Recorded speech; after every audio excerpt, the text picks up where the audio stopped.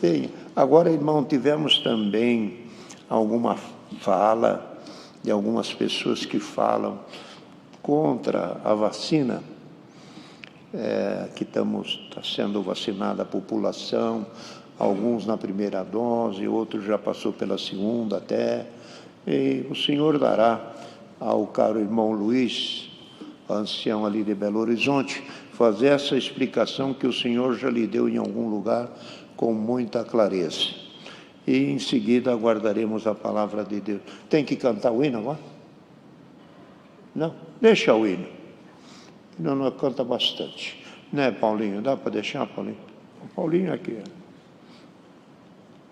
Então tá bom. Vamos então passar a liberdade ao irmão Luiz e também em seguida o senhor lhe dará, por guia de Deus, a palavra. Deus seja louvado. Amém.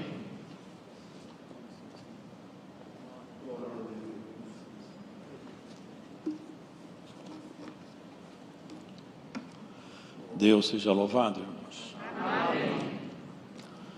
Só para contextualizar, a internet é um conjunto de redes interligadas que abarca perfeitamente. Tá bom. O irmão está pedindo para me falar mais forte. A internet, irmãos, é um conjunto interligado de redes que abarca todo o globo terrestre. Essas redes são interligadas de tal forma que nela são conectados computadores, televisões, celulares, equipamentos domésticos.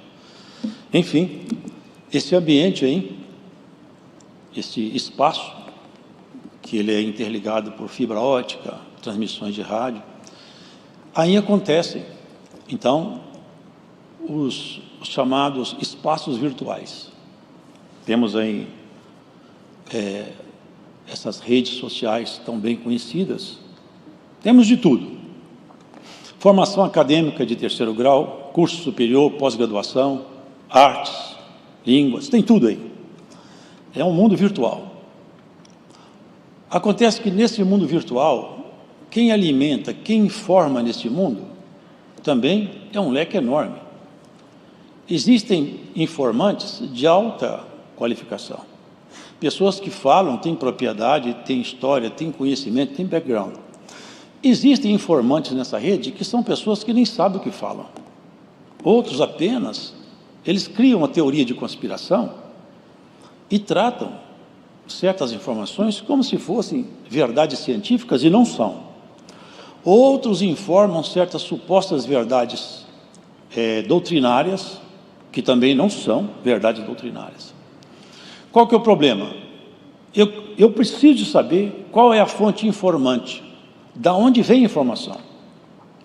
Surge na rede, isso em muitos lugares, a informação de que a vacina é a marca da besta. Agora os irmãos vejam, a vacina é um agente biológico atenuado, ou um RNA mensageiro, ou um DNA modificado com a sequência do vírus. Para que isso? Para provocar no organismo uma resposta imune. É isso. Agora, como que uma vacina pode alterar minha relação com Deus? Meditem os irmãos.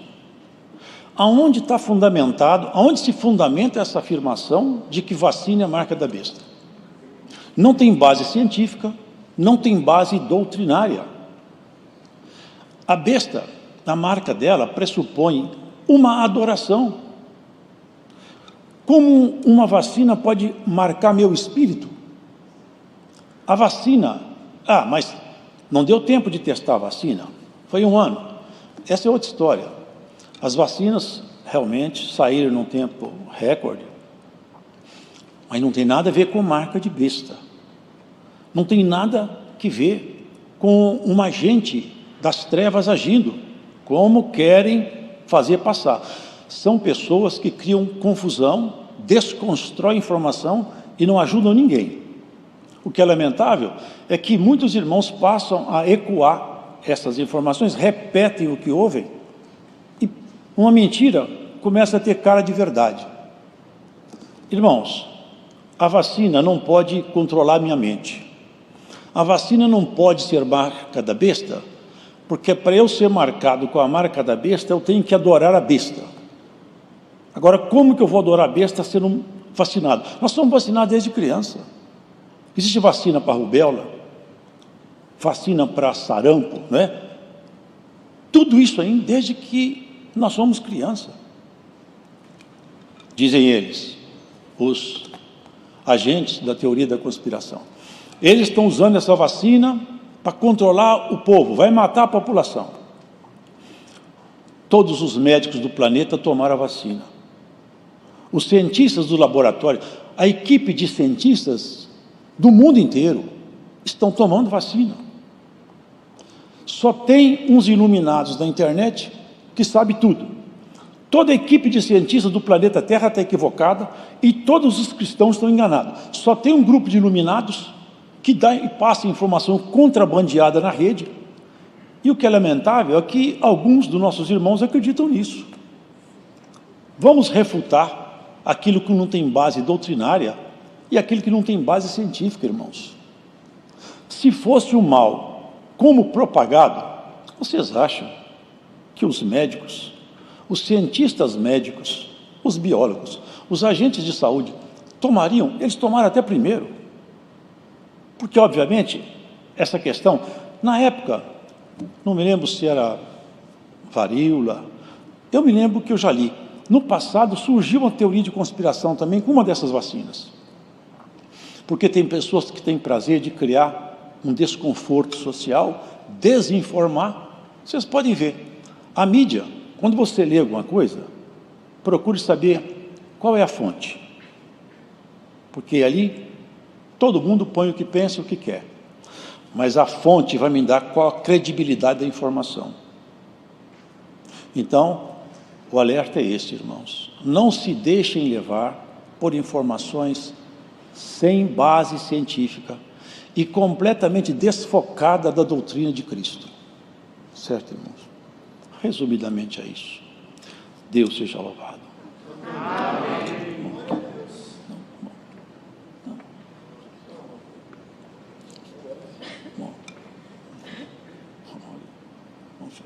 Glória a Jesus, Santo Deus, Santo é o teu nome, Pai.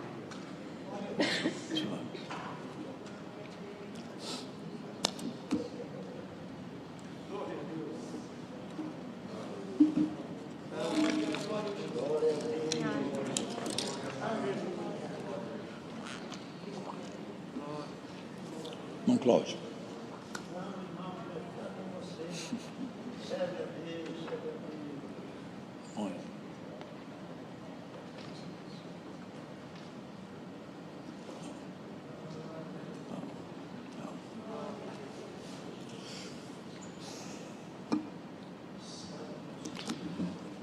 Epístola do apóstolo Paulo, destinada aos Romanos,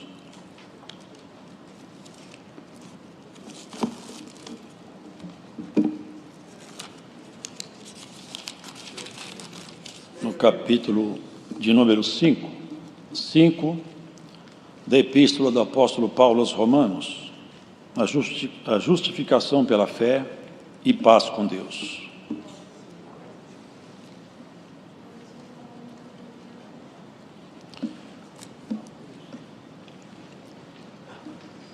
Epístola do apóstolo Paulo aos Romanos, capítulo 5.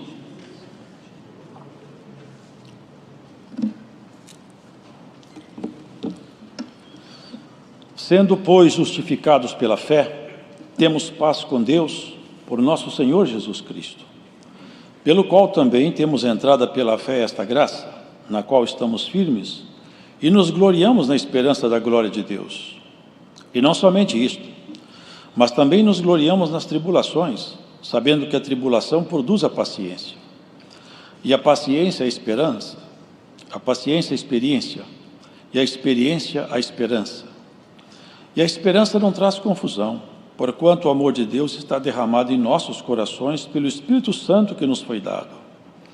Porque Cristo, estando nós ainda fracos, morreu a seu tempo pelos ímpios, porque apenas alguém morrerá por um justo. pois poderá ser que, pelo bom, alguém ouse morrer. Mas Deus prova o seu amor para conosco em que Cristo morreu por nós, sendo nós ainda pecadores. Logo, muito mais agora, sendo justificados pelo seu sangue, seremos por ele salvos da ira. Porque se nós, sendo inimigos, fomos reconciliados com Deus pela morte de seu Filho, muito mais, estando já reconciliados, seremos salvos pela sua vida. E não somente isto, mas também nos gloriamos em Deus por nosso Senhor Jesus Cristo, pelo qual agora alcançamos a reconciliação. Pelo que, como por um homem entrou o pecado no mundo, e pelo pecado a morte, assim também a morte passou a todos os homens, por isso que todos pecaram. Porque até a lei estava o pecado no mundo, mas o pecado não é imputado, não havendo lei. No entanto, a morte reinou desde Adão até Moisés, até sobre aqueles que não pecaram à semelhança da transgressão de Adão, o qual é a figura daquele que havia de vir. Mas não é assim o dom gratuito como a ofensa, porque se pela ofensa de um morreram muitos, muito mais a graça de Deus e o dom pela graça, que é de um só homem, Jesus Cristo, abundou sobre muitos.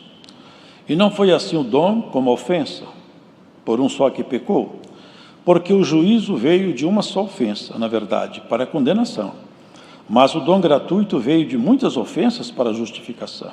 Porque se pela ofensa de um só a morte reinou por este, muito mais os que receberam a abundância da graça e do dom da justiça reinarão em vida por um só, Jesus Cristo. Pois assim como por uma só ofensa veio o juízo sobre todos os homens para a condenação, assim também, por um só ato de justiça, veio a graça sobre todos os homens para a justificação de vida. Porque, como pela desobediência de um só homem muitos foram feitos pecadores, assim pela obediência de um, muitos serão feitos justos. Veio, porém, a lei para que a ofensa abundasse. Mas onde o pecado abundou, superabundou a graça, para que, assim como o pecado reinou na morte, também a graça reinasse pela justiça para a vida eterna, por Jesus Cristo, nosso Senhor. Amém. Aqui, irmãos, existe uma verdade doutrinária profunda e muito bonita. A justificação pela fé. É isso que Paulo explana com bastante propriedade. Sendo, pois, justificados pela fé, temos paz com Deus por nosso Senhor Jesus Cristo. Porque se os irmãos pararem e colocarem atenção, ficaria uma pergunta no ar. Deus fez a terra, colocou aqui os homens, certo, ele colocou um agente estranho no Éden, mas só um. Estava prefigurado como a árvore da ciência do bem e do mal. E de onde vieram então os espíritos que hoje atormentam os homens, acerca do qual Paulo fala com precisão?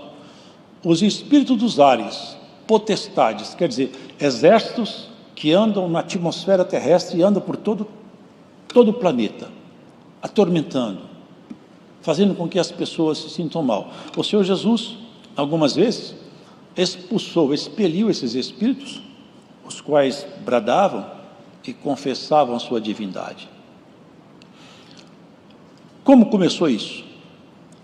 Aqui tem a informação do começo e da solução. Porque quando Adão pecou, ele saiu da proteção divina. Ao sair da proteção divina, o ambiente aqui ficou carregado. Logo, seu filho Caim matou seu irmão Abel. Outra grande brecha se abriu. A terra foi manchada de sangue. E foram tantos pecados que Deus chegou a irritar-se de tal maneira que a ira dele se acendeu. E ele falou para Noé: eu não suporto mais ver tanta miséria debaixo do sol. Eu vou destruir toda a obra que eu construí. Construiu uma arca e vou fazer com que a minha ira se descanse nos homens. Os irmãos já conhecem bem. Todos os homens morreram, menos Noé, mais 7 almas. Mas a semente do mal estava em Adão, passou para Caim, passou lá dentro da arca de Noé. Tinha um filho de Noé que a semente do mal estava nele. Os irmãos percebem que voltou a estaca zero, supostamente com Noé, mas novamente o problema ressurgiu.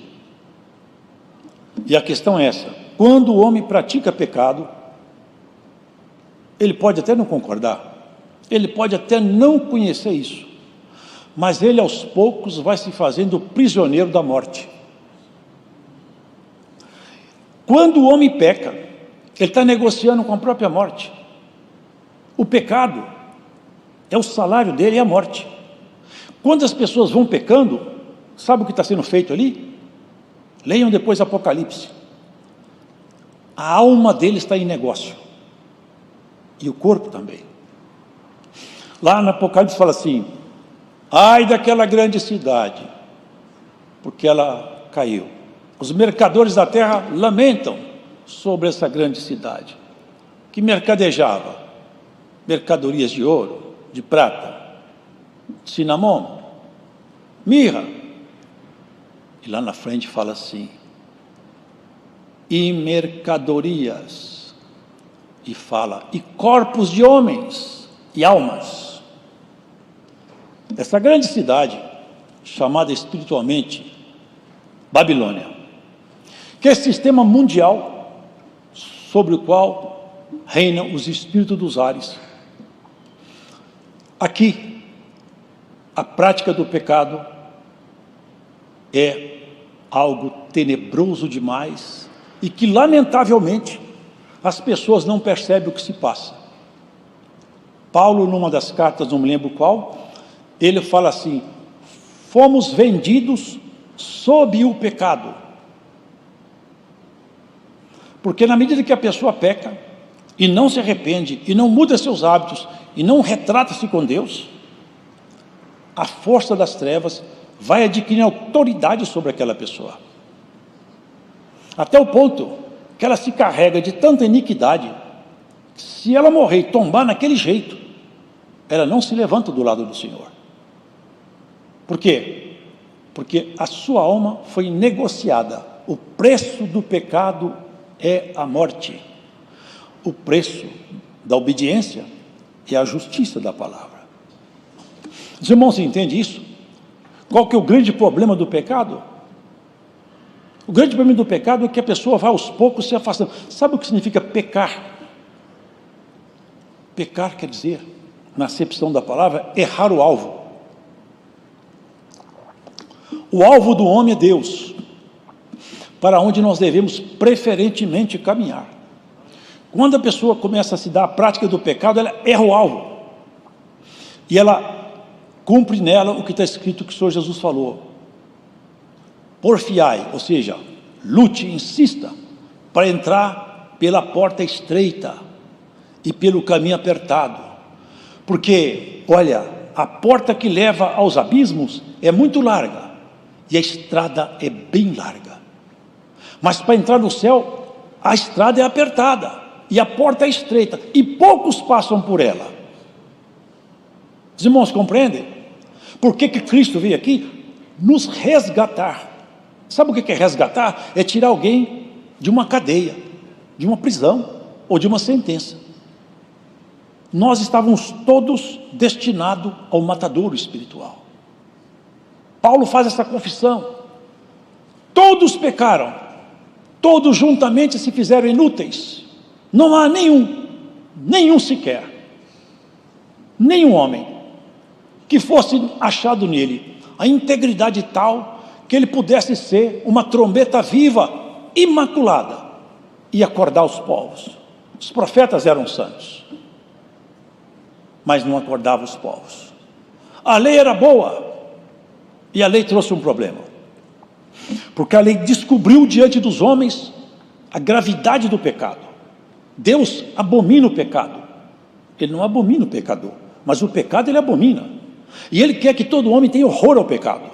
Ele quer que o homem, a mulher, quando vai conhecendo a ele, olhe para o pecado e tenha nojo, tenha aversão ao pecado. Isso é o processo de santificação. Santificação, nós adquirimos as características de Cristo para dentro de nós, até chegar ao ponto que na nossa caminhada nós estejamos parecidos com Ele e menos parecidos com nós mesmos. Porque, irmãos, o pecado em si, mas eu posso pecar e depois me arrepender. Nós não estamos entrando nessa esfera. Tá bom, pode arrepender. A questão toda é que nós temos que ter a compreensão desse mal e nos apartarmos da prática do mal. Quando nós nos apartamos da prática do mal, nós abrimos espaço para que o bem tome conta de nós. Os irmãos entendem? Na medida que você começa a se apegar a Cristo, Ele começa a transferir para você o que é dele, até que nós sejamos, de alguma maneira, transformados. Essa é a regeneração, porque nós somos justificados. Nós não somos justos de nós mesmos. A nossa justiça é emprestada. A nossa justiça está em Jesus. Todas as vezes que nós falhamos, a justiça dele responde por nós, como se nós, a luz dele brilhando, ofuscasse a nossa miséria pessoal. E se nós conseguirmos colocar em nós o que é dele, vai chegar um ponto que as nossas misérias vão nos deixando. As veredas do justo são, sabe como que está escrito? São como a luz da aurora, que vão brilhando mais e mais até se tornar dia perfeito. O irmão não quer ser um dia perfeito, arrancar de você todos os pontos que te fazem sentir menor, de alguma maneira acusado. Cristo te abre uma perspectiva de conhecer a graça na profundidade da justificação. É de você poder entrar dentro do santuário da oração e sentir, como foi falado aqui, a virtude do Espírito Santo ser ministrada em você. Você sentir a alegria de estar vivo. É quando você orar, você sai da oração, você está aliviado. Deus passou por mim com sua virtude. Eu sinto o Senhor em mim. É isso que é a graça. Eu vejo aí a teologia de alguns falando, graça é perdão imerecido. É uma tradução de dicionário. Graça é o poder de Deus operando dentro de nós. Graça é o Espírito de Deus vive em você, te agitando, te arrancando da mão do pecado, é te empurrando na direção do céu, é te fazendo orar pelo seu irmão, pela sua irmã, é levantar de madrugada, orar para o ministério, para a sua filha, para o seu filho, para o seu vizinho, é gritar socorro aonde tem poder, aonde tem resposta. Glórias a Jesus Cristo. Oxalá que essa palavra desperte alguém hoje aqui, e remotamente aonde você esteja. Nós somos chamados para ser santo. O homem muito sábio pode ser o homem mais iluminado do mundo. Irmãos, não basta. Nós temos que ser santo. Nós temos que ter a mão limpa, o coração puro.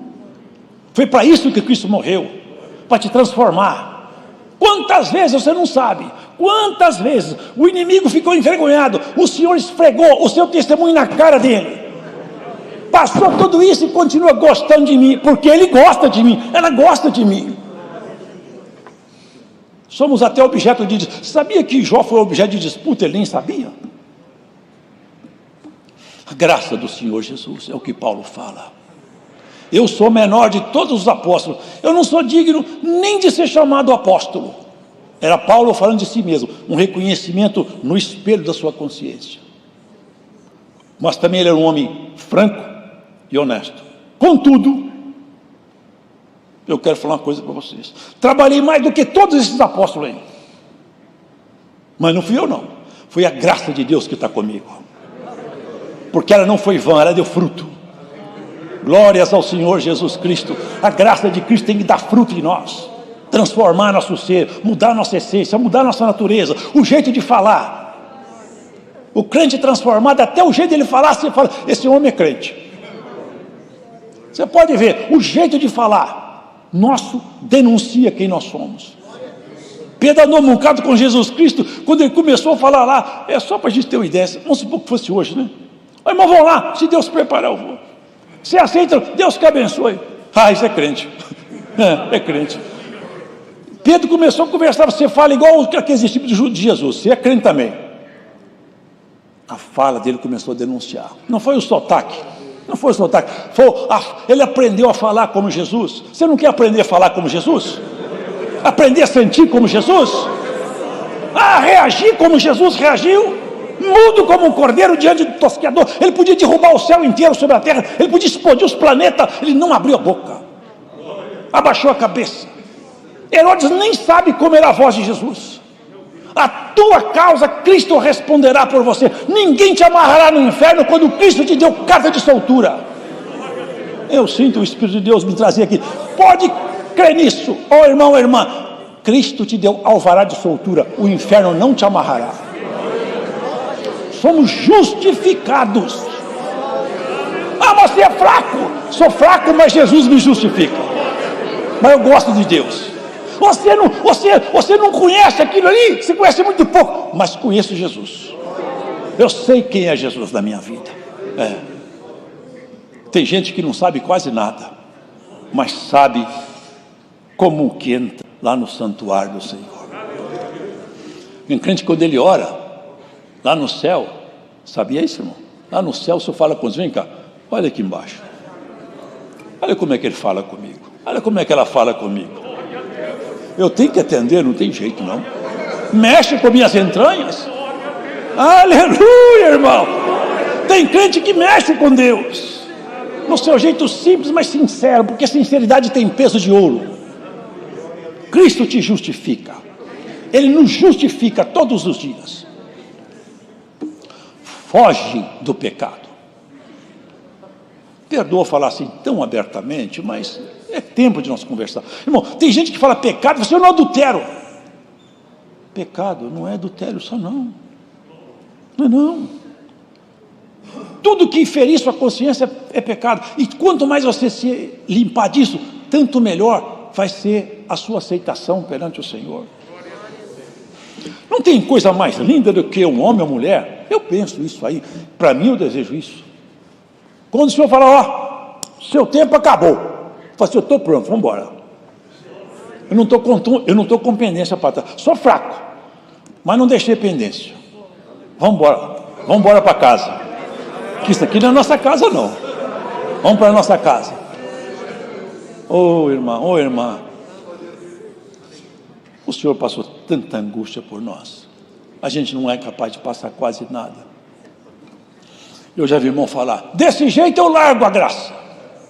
Já pensou se Jesus falasse assim, eu vou largar esses homens para trás. Pedro me negando, já pensou? Um vendendo ele por 30 moedas de prata, outros correram quando vieram os perseguidores, mas ele estava exatamente avisando,